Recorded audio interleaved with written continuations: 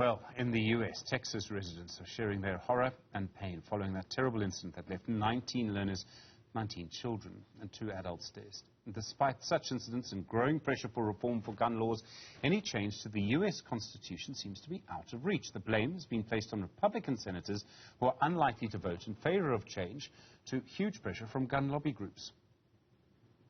Active shooter incidents in the United States have been on the rise. According to the Federal Bureau of Investigation, 2021 had the highest cases of mass shooting with 61 incidents, a 35% increase from the year before.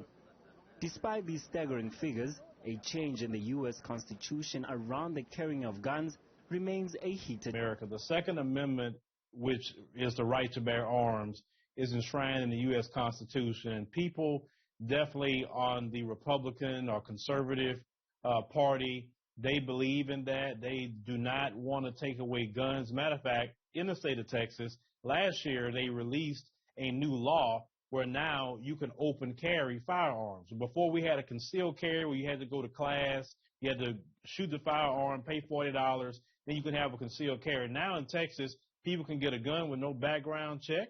You can walk around open with a gun, all you want here in Texas. It's literally like the Wild Wild West in this particular state. Until you choose to do something different, this will continue to happen. Somebody needs to stand up for the children of this state.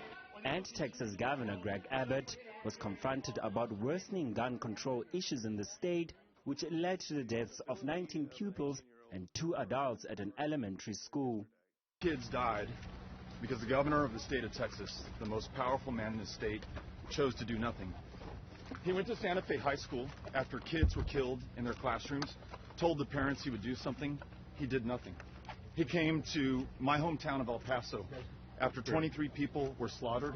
He said he was going to do something. He did nothing. In fact, the only thing he did was make it easier to buy a gun. The only thing he did was make it easier to carry a gun in public. And he bragged about the fact that there would be no background check, no training, no vetting whatsoever. The failure in effectively addressing mass shootings in the United States has been attributed to corruption.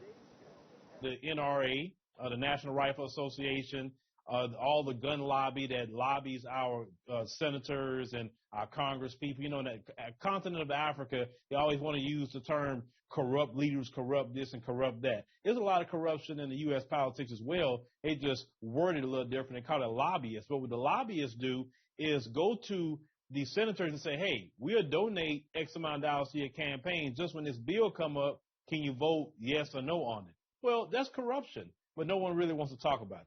The Enhanced Background Checks Act of 2021 needs 60 votes to be passed in Congress in order to bring an end to ineligible persons accessing a firearm. But it is clear that the legislature currently does not have the support required to be passed.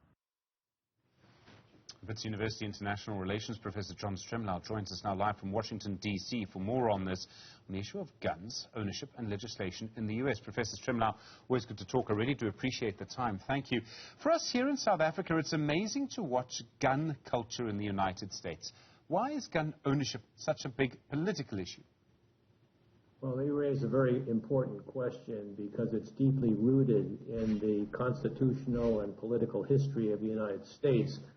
Gun rights are enshrined in the Second Amendment of the U.S. Constitution, but they were motivated, the bargaining that went on to include gun rights under the Second Amendment were driven by slaveholders that wanted to have militia authority to repress any Africans who might protest their situation of slavery.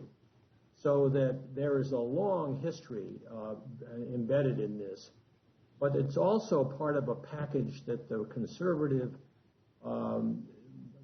Republicans, the Trump supporters, have made in addition to gun rights, which don't allow for the freedom of the victims, but just the freedom of the owners.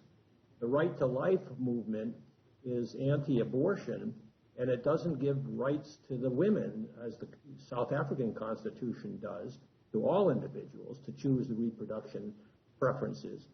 And they don't provide any support for young children who are are born in abortion prohibited states.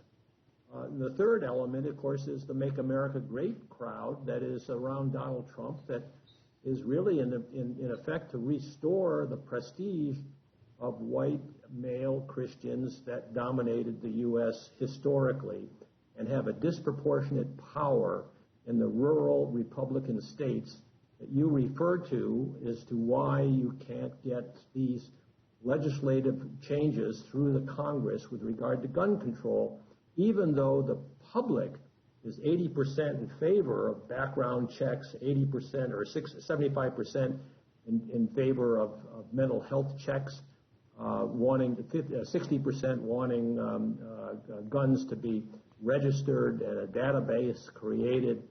These are modest control mechanisms. There are plenty of other countries that have these in place as a matter of routine, but America is very different. Professor, I mean, it seems so obvious that guns are dangerous. I know that knives are dangerous, but knives can't, you know, they're not an AR-15, which is what I would call a machine gun, I think, in the United States, it's called an assault rifle, that can kill so many people so quickly. I mean, nothing can do that really like a gun. A background check seems such an obvious thing. President Biden and the president before, and a president before him, President Obama, have used incredibly strong, emotive, religious language on this, biblical language. Do you think anything's going to change? Well, things move very slowly, and America is in a near constitutional crisis because there is a state capture process underway driven by the disproportionate weighting for voters from small rural states like Wyoming or the Deep South that have very relatively smaller population bases than the coastal cities of in New York and California, but that are given this weight in the U.S. Senate, especially with the filibuster that requires 60 votes to pass, not just 51 majority, and it is very undemocratic. I don't see this breaking until you get the political changes that are occurring to some extent in states like Georgia, which is an old segregation state in the Deep South, but has elected a black senator and is on the verge perhaps of electing a black woman to be governor of that state. It would be a historic breakthrough if it did. And I'm afraid that it's just direct political action is the only way that you're going to ever change this correlation of forces. But meanwhile, the Republicans are doing what they can to stack the courts and indeed the U.S. Supreme Court. And the polarization is very, very fragile now and deep, so that it's fragile for the Republic. So that while South Africans are accustomed to talking about the democratic crisis that is afflicting South Africa is very new, 30 years old in democracy, at full democracy, and America is still catching up. Professor, I mean, already the United States was going to be, in my view anyway, very sharply divided by what we expect to be a ruling on abortion. And I'm sure that if you look at the states that are for and against abortion and you look at the states that are for and against gun rights, you'll see all kinds of very strong overlap. It goes to the divisions between people who identify as Republican and people who identify as Democrat. Now with this mass shooting in Texas, presumably it just adds to what was already going to be a very divisive year in the United States.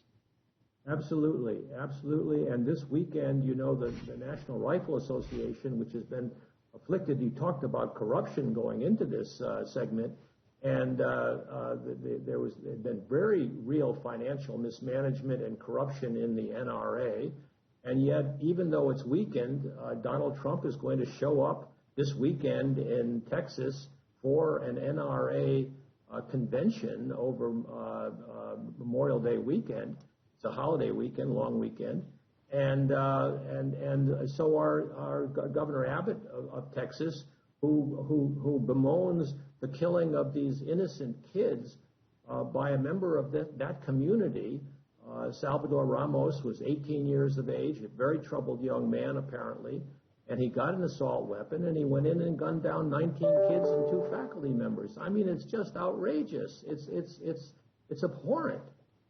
Professor John Stremlau, as always, thank you very much indeed for your time. Professor Stremlau is Professor of International Relations at Wits University, currently in the United States.